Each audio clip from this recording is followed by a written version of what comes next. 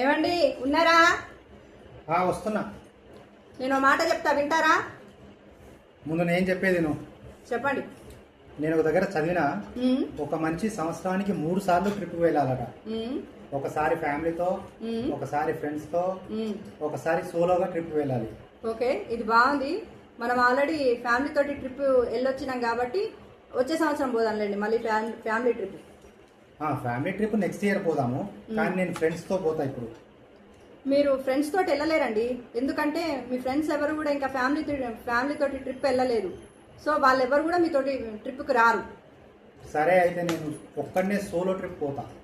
మీరు solo trip కూడా వెళ్ళలేరండి. ఎందుకు అనంటే పెళ్ళైన వ్యక్తి 2 సందర్భాలలో మాత్రమే సోలో ట్రిప్కి వెళ్ళగలుగుతాడు. ఒకటి భార్యతోటి బాగా పరిశాన్గా ఉంటే. మీరు నాతోటి పరిశాన్గా ఉన్నారా? లేదు లేదు. రెండో సందర్భం భార్యతోటి బాగా ఆనందంగా ఉంటే. మీరు నాతోటి ఆనందంగా ఉన్నారా? సంతోషంగానే ఉన్నా కదా. అబద్ధం చెప్తున్నారు. పెళ్ళైన వ్యక్తి ఎప్పుడు కూడా సంతోషంగా ఉండలేడు.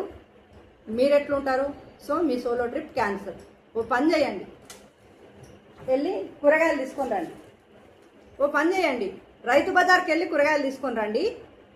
సోలో ట్రిప్ కూడా అయిపోతుంది. ఓకేనా?